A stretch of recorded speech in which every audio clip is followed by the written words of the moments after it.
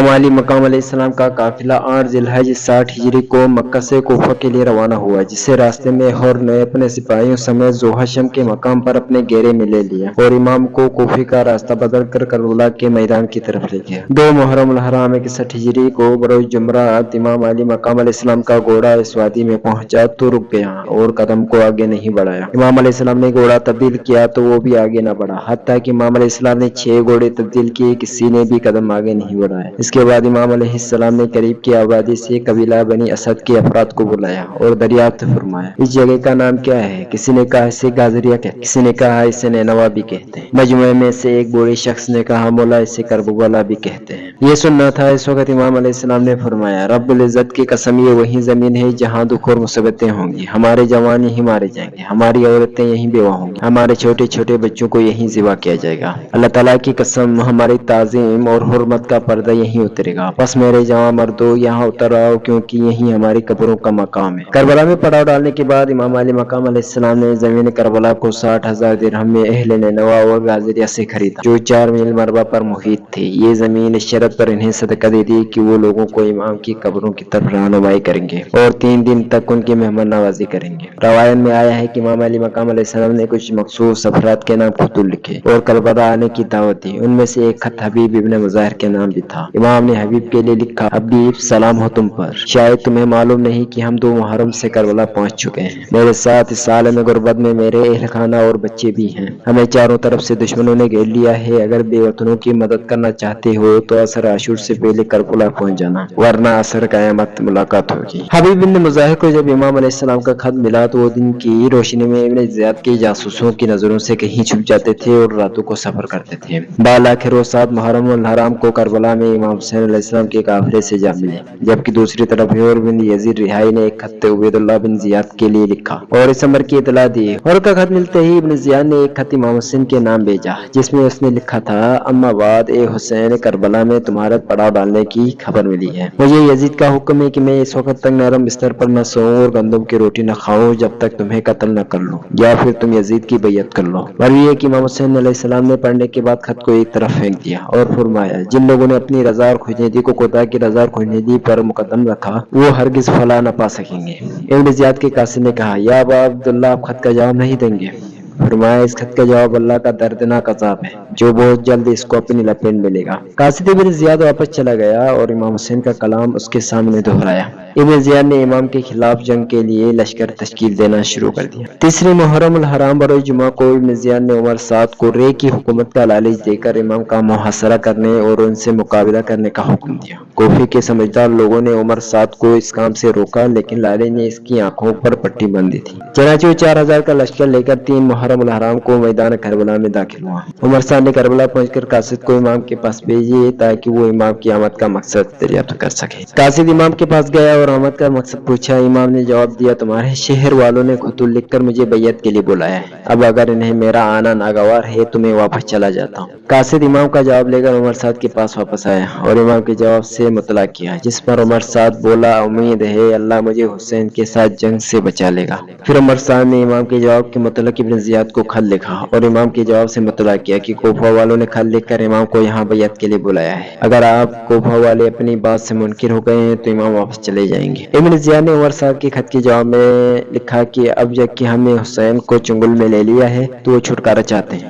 یہ ہرگز نہیں ہوگا، ان سے کہہ دو کہ اپنے تمام عزیز و اقارب سمیت یزید کی بیعت کرے یا قتل ہونے کے لیے آمادہ ہو جائیں، میں بیعت سے پہلے ان کی کسی بات پر غور کرنے کے لیے تیار نہیں ہوں۔ عمر صاحب کو جب ابن زیاد کا خط ملا تو وہ بولا، میں سمجھ گیا کہ ابن زیاد عافیت نہیں چاہتا۔ پھر عمر صاحب نے ابن زیاد کا خط امام علی مقام کے پاس بھیجا، جسے پڑھ کر امام نے ابن زیاد کا خط چاک کر دیا اور فرمایا، رب العزت کی قسم میں ظالم و جابر بد کردار کی بیعت کبھی نہیں کروں گا۔ 4 محرم الحرام بروز ہفتے کو ابن زیاد نے مسجد میں ایک خطبہ دیا، جس میں اس نے امام حسین علیہ السلام کے خلاف لوگوں کو بھڑکایا اور کہا، حکم یزید سے تمہارے لیے خزانوں کے منہ کھول دیے گئے ہیں، تم اس کے دشمن حسین سے لڑنے کے لیے آمادہ ہو جاؤ اور کربلا جا کر امام حسین کے خلاف खिलाफ जंग में उमर साद की मदद करो। इसके कहने से बेशुमार लोग आमादा हो गए। सबसे पहले शिमर ने रवानगी की दरख्वास्त की। जनाब शिमर मलून को 4000 लश्कर के साथ, मज़ाहिर बिन रहना को 3000 के लश्कर के साथ, हसन बिन नुमैर को 4000 के लश्कर के साथ और नसर बिन धारवा को 2000 के लश्कर के साथ करबला रवाना किया। 5वीं मुहर्रम अल हराम बरोज अतवार को खोली बिन यजीद असबही को 10,000 के लश्कर के साथ, हज्जाज बिन लाहौर को 1000 का लश्कर देकर रवाना कर दिया। उनके अलावा छोटे बड़े और कई लश्कर भेजने के बाद इब्न ज़ियाद ने उमर साद को लिखा कि अब तक तुझे 80,000 का कोफी लश्कर भेज चुका हूँ, उनमें हजाजी और शामी शामिल नहीं है। तुझे चाहिए हुसैन को कत्ल कर दे। मक्तल की रवायत में है कि रात को उमर साद अपने ख़याम से निकलकर इमाम हुसैन अलैहिस्सलाम से मुलाकात करता रहा। खोली बिन यजीद असबही जो अहले बैत का सख्त दुश्मन और आल अली से जरा भी मोहब्बत न रखने वाला शख्स था, उसे जब ये मालूम हुआ कि उमर साद इमाम हुसैन से खुफिया मुलाकातें करता है तो उसने एक खुफिया खत इब्न ज़ियाद को लिखा। ए अमीर, उमर साद हर शब अपने लश्कर से निकलता है और इमाम हुसैन को बुलाता है और रात गए तक दोनों बाहम बैठकर बातें करते हैं। असल बात यह है कि उमर साद इमाम हुसैन के साथ हमदर्दी करना चाहता है, इसलिए उसे हुक्म दो कि वो उस खिदमत से सुबकदोश हो जाए और उस मामले की बागडोर मेरे हाथ में दे दे। मैं इस खिदमत को अंजाम दूंगा और इमाम हुसैन अलैहिस्सलाम की जिंदगी का चराग बुझाकर तुझे सुकून पहुंचाऊंगा। जब खोली मलून का खत इब्न ज़ियाद के दरबार में पहुंचा,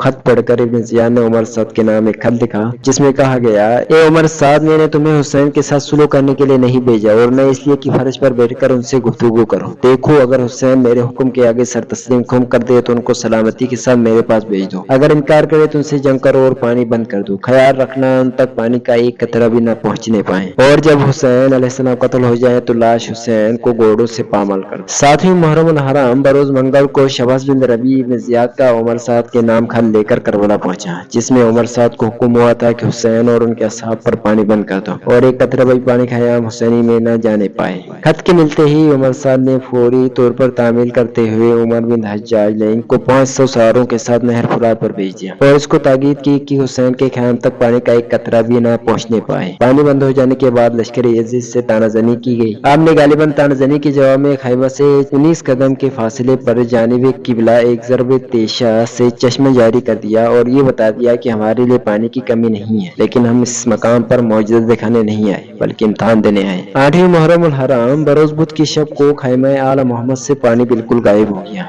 इस प्यास की शिद्दत ने बच्चों को बेचैन कर दिया। इमाम हुसैन अलैहिस्सलाम ने हालात को देखकर हजरत अब्बास को पानी लाने का हुक्म दिया। आप चंद सवारों को लेकर दरिया फुरात तशरीफ ले गए। वहाँ उमर बिन हज्जाज जो फुरात की हिफाजत पर मामूर था, असहाब हुसैन के साथ लड़ पड़ा। असहाब हुसैन के एक करोड़ मशकों में पानी भर दिया और मौलाबाद समेत बाकी अफराद ने दुश्मन से लड़कर उनकी हिफाजत की ताकि वो सलामती के साथ पानी को खयाम हुसैन तक पहुंचा सके। और यूं हुसैन के असहाब पानी खयाम तक पहुंचाने में कामयाब हो गए। उसी दिन से मौला अब्बास को सक्का के लकब से पुकारे जाने लगा। रात गुजरने के बाद जब सुबह हुई तो यजीद बिन हसन सोहराई ने इमाम हुसैन की इजाजत से उमर साद को फरमाइश की, लेकिन कोई नतीजा बरामद न हुआ। इसने कहा, ये कैसे हो सकता है कि मैं हुसैन को पानी देकर हुकूमत तेरे छोड़ दूं। इब्न हसन और इब्न साद की गुफ्तगू के बाद इमाम हुसैन अलैहिस्सलाम ने अपने खैमों के गिर्द एक खंदक खोदने का हुक्म दिया। इसके बाद हज़रत अब्बास को हुक्म दिया कि कुआं खोदकर पानी बरामद करो। आपने कुआं तो खोदा लेकिन पानी न निकला। 9वीं मुहर्रम अल हराम बरोज जुमरात की शब को इमाम हुसैन अलैहिस्सलाम और उमर साद में आखिरी गुफ्तगू हुई। आपके हमरा हजरत अब्बास और अली अकबर भी थे। इमाम ने फरमाया, इब्न साद तू जानता है मैं कौन हूँ? उमर साद ने जवाब दिया, आप जनाब अली अलैहिस्सलाम के बेटे और मोहम्मद सल्लल्लाहु अलैहि वसल्लम के नवासे हैं। इस जवाब पर इमाम ने फरमाया, जब तू ये सब जानता है और ये भी जानता है कि मैं बेकसूर हूँ तो मुझे और मेरे बच्चों को पाने के लिए क्यों तरसा रहा है? उमर साद बोला, या अबा अब्दुल्ला, आप जो कुछ कह रहे हैं सच है, मगर मुझे खौफ है कि अगर मैं आपके साथ मिल गया तो यजीद मुझे कोफे से निकाल देगा, मेरी जायदाद जब्त कर लेगा। इमाम ने फरमाया, मैं तुझे अपने नाना से जन्नत में बेहतरीन महल लेकर दूंगा। उमर साद बोला, मेरे कोफे में खेत थे। इमाम ने फरमाया, तुझे हज्जाज में सरसब से खेत और बागात दी जाएंगी। उमर साद ने इमाम की बात सुनकर सर को झुका लिया तो इमाम ने फरमाया, खुदा तुम पर ऐसा शख्स मुसलत करे जो तुम्हारे बशर में ही तुम्हारा सर तन से जुदा करे। खुदा तुझे क़यामत में न बख्शे और मैं उम्मीद रखता हूँ कि इराक की गंदुक तुझे नसीब न हो। 9वीं मुहर्रम अल हराम की सुबह को इमाम ने हज़रत अब्बास को फिर कुआं खोदने का हुक्म दिया, लेकिन पानी बरामद न हुआ। थोड़ी देर के बाद इमाम हुसैन ने बच्चों की की हालत पेश नजर फिर अब्बास से कुआं खोदने की फरमाइश की। जब बच्चों ने कुआं खोदता देखा तो सब कोजे लेकर आ पहुंचे। अभी पानी न निकलने पाया था कि दुश्मनों ने फिर थोड़ी देर के बाद हजरत अब्बास ने कुआं खोदा, वो भी बंद कर दिया गया। यहाँ तक कि 4 कुएं खोदे और पानी हासिल न कर सके। इसके बाद इमाम हुसैन अलैहिस्सलाम ने एक नाकी पर सवार होकर दुश्मन के करीब गए और अपना तारुफ कराया, लेकिन कुछ न बना। मौरखीन लिखते हैं कि 9वीं तारीख को शिमर कुफा वापस गया। उसने उमर साद की शिकायत करके बिन जियाद से एक सख्त हुक्म हासिल किया, जिसका मकसद ये था कि अगर हुसैन बयान नहीं करते तो इन्हें कत्ल करके उनकी लाशों पर घोड़े दौड़ाए। अगर तुझसे ये न हो सके तो शिमर को 4 इंच दे दे, हमने उसे खास हुक्म दे दिया है। इब्न जियाद का हुक्म पाते ही इब्न साद तामील पर उतर गया। इसी 9वीं तारीख को शिमर ने हजरत अब्बास और उनके भाइयों को अमान की पेशकश भी की। उन्होंने बड़ी दलेरी से उसे ठुकरा दिया। इसी 9वीं की शाम आने से पहले शिमर की तहरीक से इब्न साद ने हमले का हुक्म दिया। इमाम हुसैन अलैहिस्सलाम खैमे में तशरीफ फरमा। आपको हजरत ज़ैनब और हजरत अब्बास ने दुश्मन के आने की इत्तला दी। इमाम ने फरमाया कि मुझे पर अभी गुनोदगी तारी हो गई थी। मैंने अन हजरत को ख्वाब में देखा। उन्होंने फरमाया, हुसैन तुम कल हमारे पास पहुंचोगे। जनाब ज़ैनब रोने लगी। इमाम हुसैन अलैहिस्सलाम ने हजरत अब्बास से फरमाया, भैया तुम जाकर उन दुश्मनों से एक शब की मोहलत ले। हजरत अब्बास तशरीफ ले गए। लड़ाई एक शब के लिए मुलतवी हो गई।